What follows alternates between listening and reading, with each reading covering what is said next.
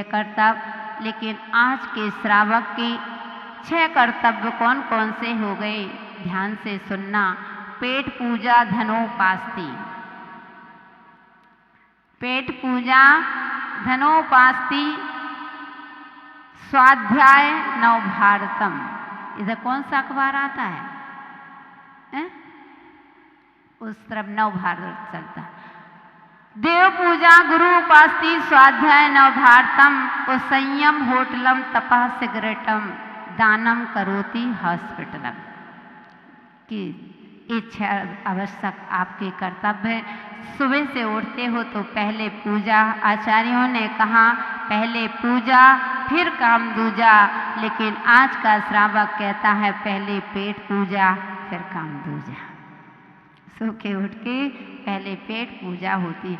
गुरु उपासना के समय आपको धनोपासना की लगती है कि कैसे भी धन आए, एन कैन पिकारण कैसे भी हो, कहाँ से शेयर मार्केट चल रहा है, कहाँ से क्या आज न्यूज़ देख रहे हैं, आदि आदि, मात्र पैसे ही पैसे की।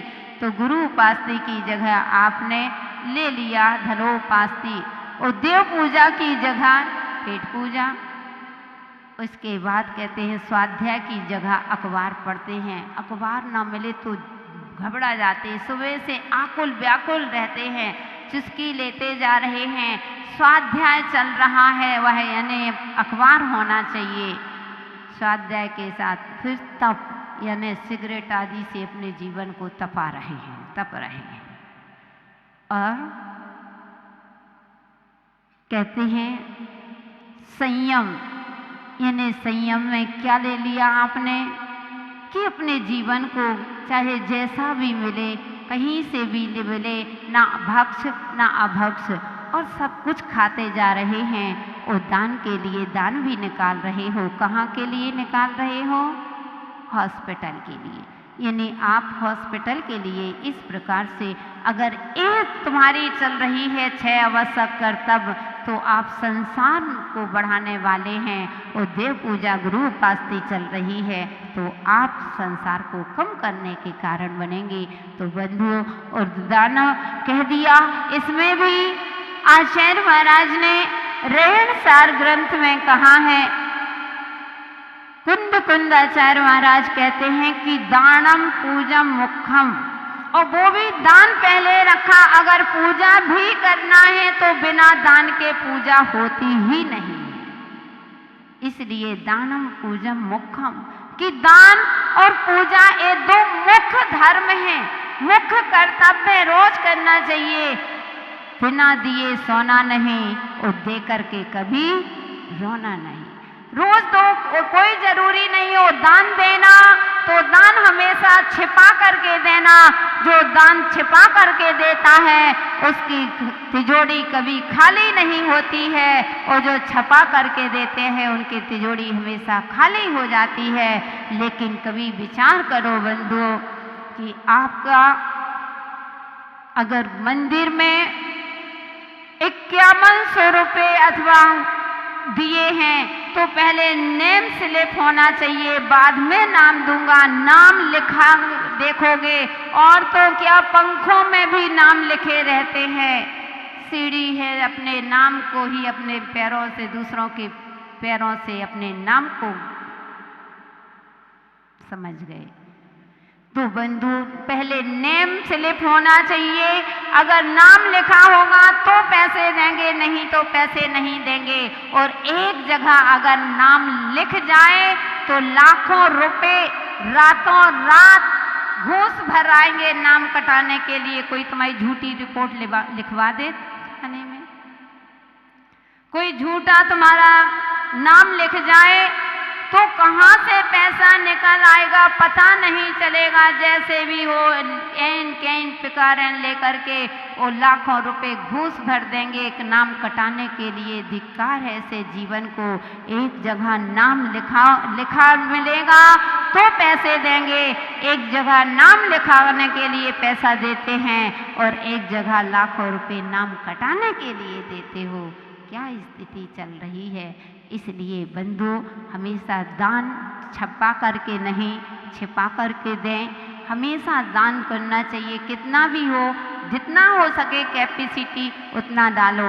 आचार्यों ने कह दिया जितना तुम्हारी आय है उससे 4 हिस्सा मतलब चौथाई हिस्सा अगर आपने दान में नहीं दिया तो आपको निर्माल खाने का दोष लगता है। वो निर्माल खाने वाला हमेशा नरकों का पात्र बनता है। ये आगम की भाषा है बंधु, ये मेरी भाषा नहीं है। इसलिए अपने जीवन में दान दे करके अपने जीवन को महान बनाएं। बिना दिए सोना नहीं और दे करके कभी रोना नहीं। जो देता है जिसने दिया वह दिया बन जाता है, और जिसने ना दिया तो बैल तो बनना, एक ना दिया बैल होता है तो बैल बनते हैं। जिसने दिया तो दिया बन गए, दीपक बन जाते हैं, और जिसने ना दिया तो ना दिया बैल तो बनना ही। इसलिए हमें अपने जीवन को दीपक की भांति बनाएं। देव पूजा, गुरु उपासना, दानम पूजा मुखम, और अपनी पूजा करो फिर दो काम दूजा करें। ऐसे ही हमारा जीवन गृहस्थ धर्म हम अपने अच्छी तरह से निर्वाह करके, और एक दिन हम भी परंपरा से मोक्ष का कारण बनता है। भक्ति परंपरा से मोक्ष का कारण है, और हम भी अपने मोक्ष शाश्वत सुख को प्राप्त कर सकते हैं। यही आपके लिए संकेत। ओम नमः। धर्म स्नेही प्यारे प्यारे भव्यात्माओं, आज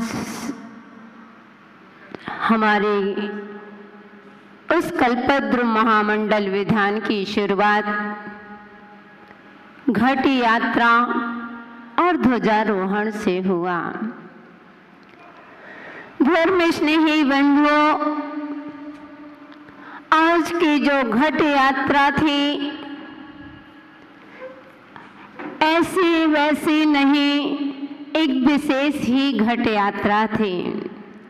वो आपने कितनी बार घट यात्रा की होंगी, लेकिन कभी विचार करना, क्या हमारे जीवन का घट भर पाया क्या?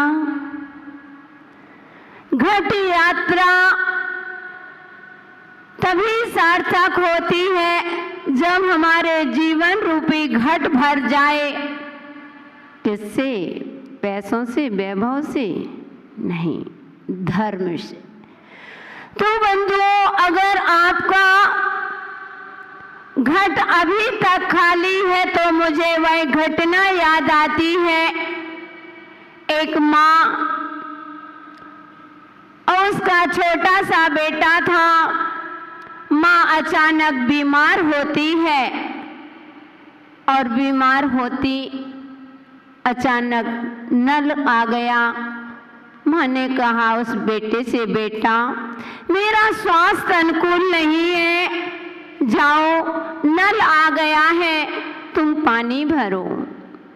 वह बेटा जाता है, पात्र लेकर के भी जाता है, नल भी आ गया। और जब वह माँ के पास पहुंचता है कुछ देर बाद, तो देखा कि पात्र उसका खाली था। तो माँ कहती है, क्या बेटा आज नल नहीं आया क्या? वह बोला, माँ नल तो आया था। बोले, नल आया था तो क्या बेटा तूने पात्र को नल के नीचे नहीं रखा क्या?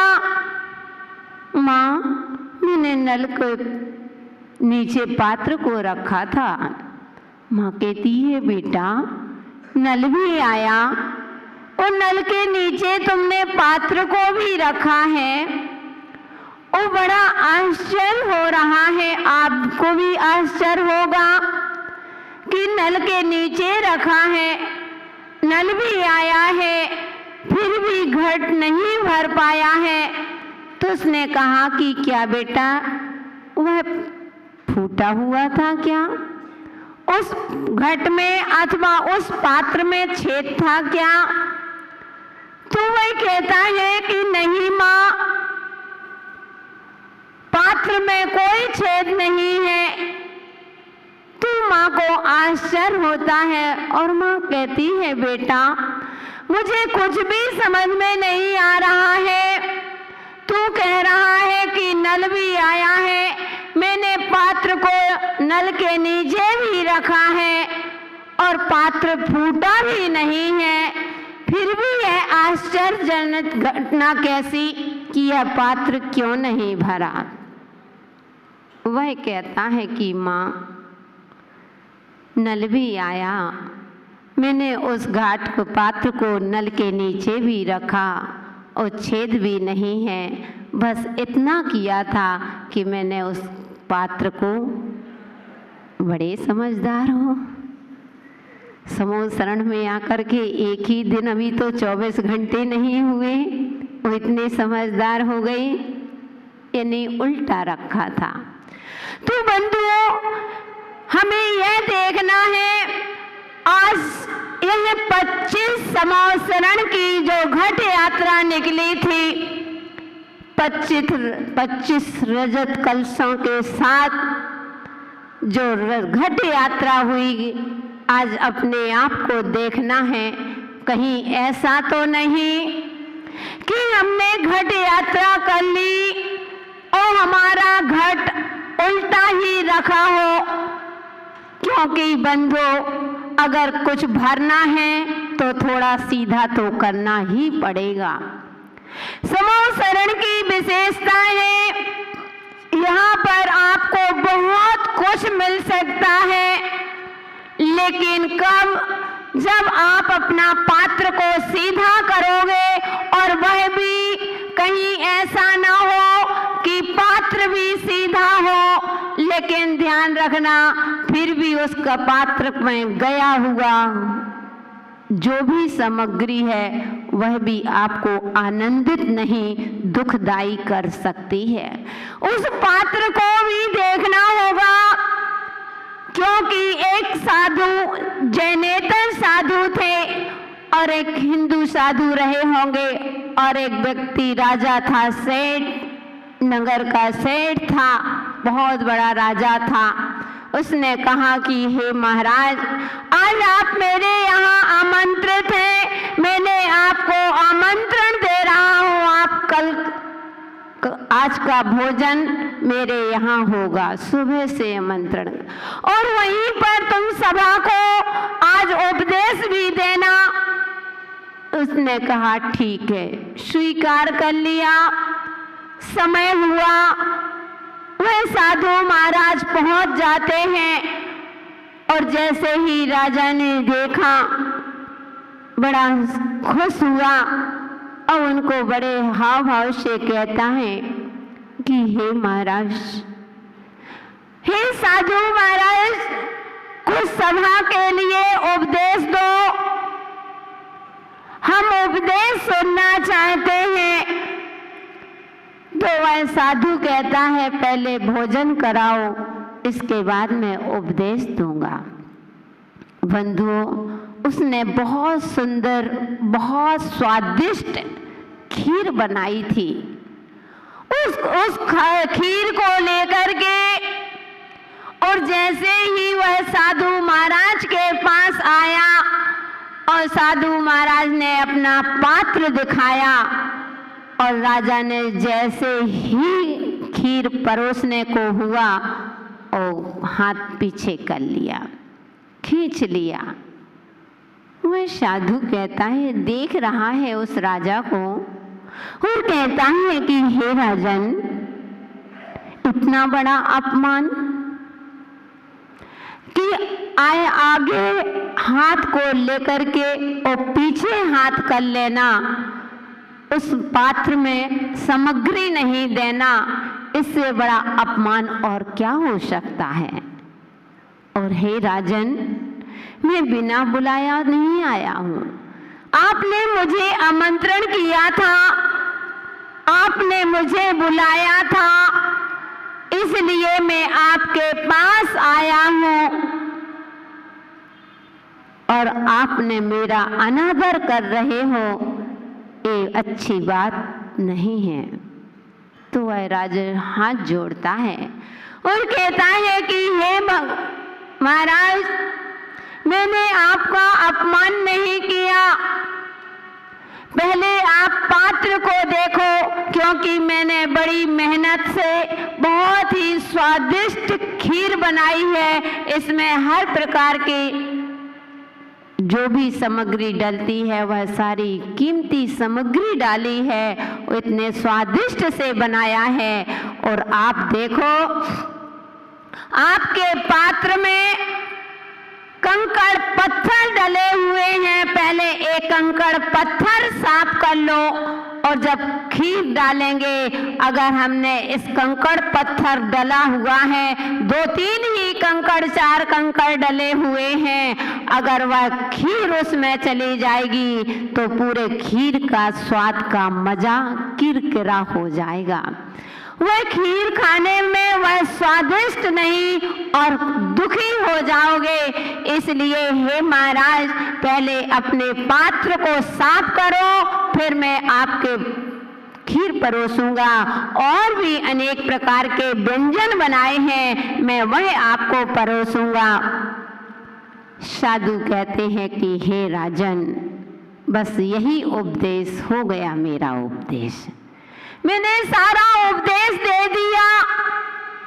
बोले अभी क्या दिया आपने? अभी तो कुछ भी नहीं कहा और कह रहे हो कि सारा उपदेश हो गया। उसने कहा कि बस राजन, जब एक पात्र में थोड़ा से कंकड़ होने के कारण से वह खीर खराब हो सकती है, खीर का स्वाद बिगड़ जाएगा। यही आप सभी के लिए संकेत है राजन, कि जब तक आपके कंकड़े राग, द्वेष, वैम, मनस्ताएं, क्रोध, मान, माया, लोभ, छल, कपट, मायाचारी आदि चलता रहेगा, तो हम कितना भी धर्म का उपदेश देंगे, वह उपदेश तुम्हारे पास जाकर के किरकिरा हो जाएगा, उपदेश का मजा नहीं आएगा। इसलिए समवसरण में आज आ ही गए हो, पहचान ही बन गई है, क्योंकि समवसरण में हर कोई प्रवेश नहीं कर पाता, हर किसी की भावना हो ही नहीं सकती है। जो भव्य जीव होते हैं और सम्यक दृष्टि जीव होते हैं, वही समवसरण में प्रवेश कर पाते हैं। आज आप सभी लोगों ने समवसरण में प्रवेश किया है बंधुओं, तो वह समवसरण में एक साथ आज जैसे बैठे हो, तो उस घट यात्रा निकली। घट यात्रा यही संकेत दे रही है कि अपने जीवन को धर्म से ही भरना है, अधर्म से नहीं। और धर्म हमको जोड़ना सिखाता है, धर्म हमको कभी तोड़ना नहीं सिखाता।